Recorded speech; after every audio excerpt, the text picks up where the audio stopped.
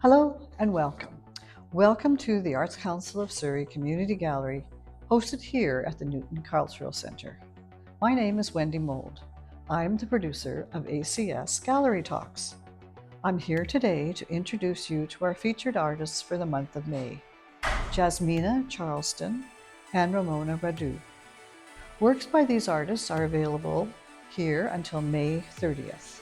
You may view the show online at theartscouncilofsurrey.ca or in person here in the gallery.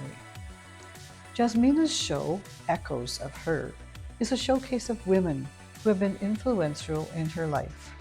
Her style is inspired by Andy Warhol.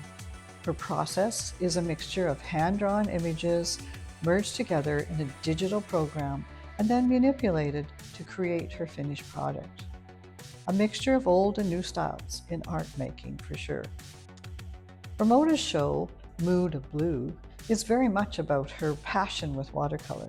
Many of Ramona's pieces are inspired by places she has traveled, but others are from her own imagination. They develop through the process of paint meeting paper and mixing with her emotions at the moment in time. I look forward to talking with these artists and learning more about their work. Let's go meet the artists. Good morning, Jasmina. It's really nice to say hi to you today and share your work with you. I'm looking forward to hearing you tell me about your work. Thank you so much. I'm excited to be part of this show and I'm excited to show you my work. So the first piece we have here is Kalo Serviti, and she talks about and tells us about your inspiration. Where did this all start? Well, Frida Kahlo, as most people know, is really famous for her self-portraits. So she's one of the most famous faces to me in art. She's always been an inspiration since I was a little girl. So I just wanted to draw her one day. Just wanted to do my take of a portrait of her. So I incorporated the antlers onto her just because somehow she represents to me a strong female figure. I know antlers are a male deer aspect, but she's such a strong female figure to me. And of course, incorporated the flowers, which she usually does in her self-portraits. That's very important to her. So I started with her and it snowballed into this show called Echoes of Her, which is actually 13 different women that I showcase through my art. And what were you thinking about in terms of what kept you going? What spurred you on with this inspiration? Well, like I said, she's such a strong force to me, inspiration to me in my art, that I started thinking about other women that also get me excited about art. Mm-hmm. Because sometimes when you're in a lull, when you're drawing, and then you read a book or you listen to music or you see someone else's art, that gets you excited to create your own. So that is why I started to draw anyone I could think of that came to mind that was exciting to me as an artist. And I wanted to focus on the female aspect of artists that inspired me, and people, not just artists. Right. Okay, well, let's go look at one of your other pictures. Wow, this is a lovely piece. Intiriani Mondre. What's this about? Well, this piece, after I went through the other women in my series who were, again, like artists that inspired me or social activists that inspired me, most of them well known to most people, I went back to my childhood and thought about who was the first woman who inspired me. And of course I thought of my mother. Her last name is Intiriano, that's why, or that was her maiden name. That's why I named it that. And madre means mother in Spanish, and she's from Honduras, so that's why I named the piece that. And yeah, I was really trying to incorporate the everyday woman into the Echoes of Her series, just because she's not a well-known person. but she has molded me, and a lot of who I am is because of her. And she's an artist in her own right. She's a gardener, therefore I added all the dahlias in the background because that is her favorite flower. And I added into the drawing some patterns that she used to sew with. So she was still is a wonderful sewer. So I added a few patterns you can see in the collar, and her recipes. She's also an extremely talented baker and cook. And I found some of her handwritten recipes, and without her knowing, I snapped some pictures and I incorporated those into the drawing as well. Just to show that the everyday woman can be an artist in her own right. And yeah, just the fact that a mother who's sacrificed herself, she didn't work when I was growing up, but she expressed herself through her homemaking. She had her outlets. She did. Yes, a very nice, lovely picture, and certainly a great tribute to her. I'm sure she was thrilled with this. She was very happy to see it, for sure. Yeah. Okay, well, let's have a look at one of your other pieces. And this is Bjork Ambient Alien. Tell me about it. What's involved in creating something like that? Well, this one, much like all my other pieces in this series, starts off as a drawing. So as you may know, I'm a digital artist. A lot of digital artists like to start on Procreate or some sort of tablet. I don't. I just always tend to start off in a sketchbook. It's just my go-to for pouring out any of my inspirations or the start of my artworks. So what I did for her, for example, is I started off with this dark contrasty outline of her face and along her neck, basically just her. I would draw it with ink, and basically it was just very simple lines. Some of my inspirations of other artists are Shepard Fairey, who's a graphic artist. His stuff, if you've seen it before, is very striking and very bold. So my work, it's not exactly like his, but it takes inspiration from that kind of boldness. So again, I'd start with the ink drawing, and then I would do all the elements separately on different pieces of paper. So I would not overlay everything like this. So if you were to look in my sketchbook, you'd see her, and you'd see this sort of mask type curly Q thing separately, and all these background pieces also separate. So what I would do then is I would input them to my computer, which is I would take my phone and just take a photograph of it, simple as that, in good lighting.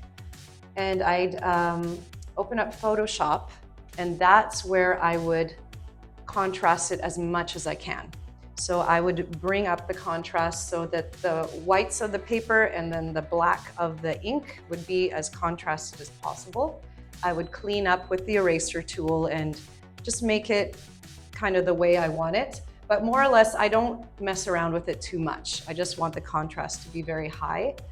And then I take each of those pieces into Illustrator, which is another Adobe product, an Adobe program that I use a lot. And in that, I vectorize it. A vector is a mathematical curve or line, not a pixel. So basically, with a vector drawing, you could make this drawing potentially meters high, or you could shrink it down to centimeters tall. And either way, it'll be very crisp and clean. You will never see any pixelation because there's no pixels used. So once I vectorize it, I kind of clean up within Illustrator too, but I like the messiness of it. There's like little bits of white. It's just because the program's not perfect. So I like to leave the imperfections in there, and even the imperfections in my own drawing, I try not to clean it up too much. And then I will colorize it, because as you remember, I just draw in black ink. So once it's in Illustrator, I'll choose my color palette to work with. And then I will individually color every piece, the colors that I choose. And I could switch up the colors if I'm not happy with it, and this could take hours because I could never be satisfied sometimes. And that's one of the downfalls of digital art, is that you could keep going and going and going and never stop.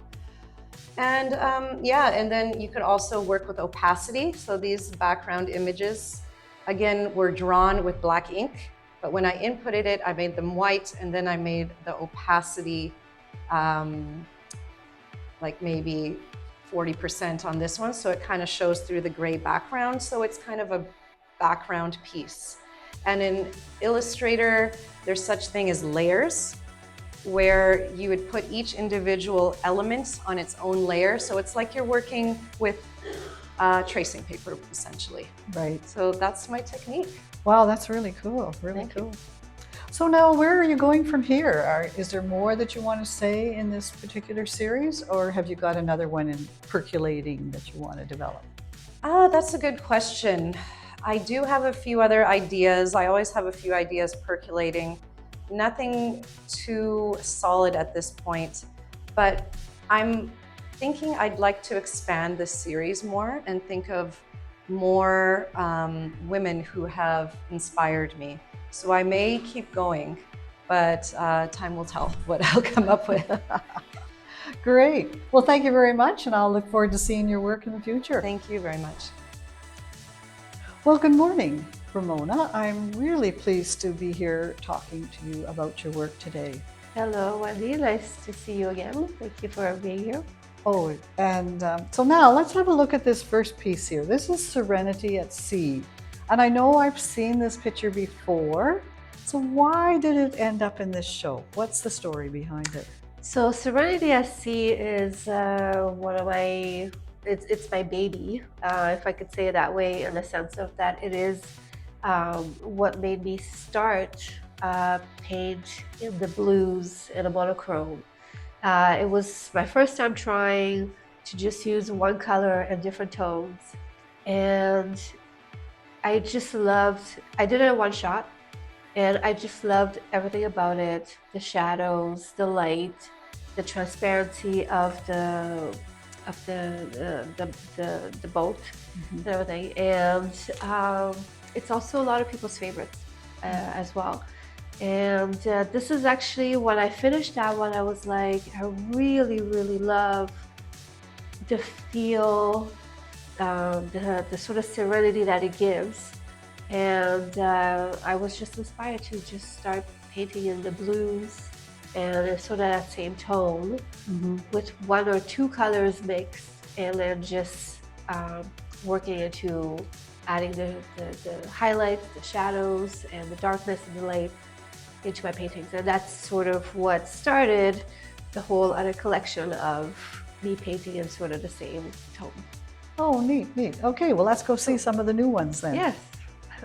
Okay, Morning Fog. So this is one of the new pieces, still following that new pattern that you're in. Can you tell me about it a little bit? Yes, so Morning Fog is one of my favorites in my new collection. I love, what I love about fog, first of all, is the fact, in general, the fact that when we have that fog, it just feels like everything is like blanketed and everything is calm, and it's like everybody's still asleep under the fog. And I wanted to sort of reproduce that in a painting, with showing like that fog that's sort of like below the mountain level, and you see at the top you can kind of see the mountains, but it's still a little bit on top of the water, and it's kind of like early morning a little bit, where everybody wakes up, where the birds are kind of up and going already. And I just love that peacefulness about it, whether it's in real life or whether it's in this painting. There's just a calm about it. And I feel like I could sit in front of that kind of view and just take the morning in before the craziness of the day starts. And that's sort of kind of what I wanted to represent in that painting. That's why I also used a little bit of a softer blue as opposed to like a more of a darker blue that I usually use. I want it to be soft and serene, and um, just make people feel like at ease or calm when they look at it. You can just look at it and sort of feel that calmness. Right. The technique I used for the fog, so I started sort of painting the mountain from the top and added a bit more color at the top, and then as I went down I just added more water and I dragged the painting down, and then it kind of created that fog effect on the mountains at the bottom. And I really like that technique. It's something that I wanted to really make sure that it recreates sort of that feel of a fog, and I think it actually ended up doing what I wanted to do. And the same with the sky, it's very light, which lets the fog show up even more. And then even the water, there's a lot of highlight to just really focus on that fog. And yeah, Very neat. thank you. Okay, well, let's go and check one of your other pieces. Sure. Now, this one is a little bit different from the morning fog. Haze. What's going on here? Yeah, it's very definitely different. It's more dramatic. It's darker. It's more hazy. It's not as calm as morning fog. So this one here is really just to sort of represent British Columbia, I think, in a sense of how we have those high mountains, how we have the forests, because at the bottom there you see a bit of a forest, and of course our ocean and our water, and also our dramatic skies. We always have such dramatic skies. I feel like you know, one second it's like nice and sunny, and then all of a sudden it's cloudy and you don't know if like this big storm is coming. And it's sort of what this represents. It's sort of like there's the light there at in the middle, in the center, but the rest is sort of dark, and you kind of don't know what the day is gonna do. Is it gonna like kind of like come down on me, or what's happening? And I do like to do a little bit of dramatic as well. I did another one before, which was called The Wolf. It was a dramatic sky, and it actually was a wolf in the sky, and it wasn't on purpose. And it was popular. It went to a collector. They really liked it, and I wanted to sort of still do one piece that has that sort of drama in it. That when you look at it, you're like, ooh, it's interesting, but it's also like, you know, what's happening there, like, you know. It's a bit hazy. It's not on purpose hazy. The details are not very like solid. So I wanted to sort of keep a bit hazy. The only really detail solid is the birds. But other than that, like I just wanted to create that feel of uncertainty, fun, exciting, not sure what's happening, but I feel like it really represents sort of like the weather we have around here around spring. All year, actually. All year, but yeah. Okay, well, let's check out it now. This one here, Willow. A little bit different here again. What's going on with this one? Yeah, so this one here is it's one of my newer paintings. It's something that I wanted to explore, and maybe down the road also do a collection around sort of the same tone. Usually if you look at my other paintings, everything is like soft, and this here has a bit of a rougher edges, like the water or the grass. You see it's not actual like wet on wet, it's more like wet on dry, which gives that sort of reflection, that light in it. So a bit more of a, instead of like a soft, it's more of a like a rough finish, if I could say. And I wanted to keep that smoothness for the sky, but when I went to the grass and the river, I just wanted to play a little bit with sort of a different kind of reflection, which is that sort of technique that I used. And then the willows, they're not on the same technique as the grass. They're more like on the softer side.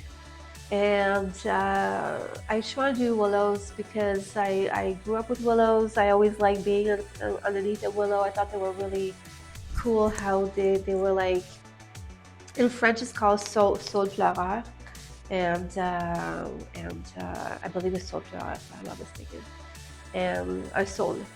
And it always, to me, willows just had something touching about them. So I wanted to sort of like have that softness with the light and the just the whole thing together. I actually really love that piece because it sort of has um, like a strong feel to it, but also like a soft feel to it. And I think it's a combination of the sky and just the difference of the sky and the trees, and then like the different technique for the grass and the river. So I just really like that combination together. So that's why it's one that I explored, and I quite like that. So maybe you'll see more in the future. So this could be a new direction. It could be a new direction. Oh, yes. very Yes. interesting, very neat. Well, thank you very much. I Well, thank really you. did enjoy talking with you and learning you, about Wendy. your work. And yes, I find that blue is one of my favorite colors too. And so I'm quite attracted to many of your pictures. I think they're lovely. Well, thank you so much. I really appreciate it. Thank you very much. Thank you, ladies, for sharing your art with me today. It was truly an enjoyable experience to talk with you and learn more about your ideas and inspirations. Jasmina's Charlton's show, Echoes of Her, and Ramona Radu's show, Mood of Blue, can be seen here at the Newton Cultural Centre until May 30th, 2026. It can be seen online at the artscouncilofsurrey.ca.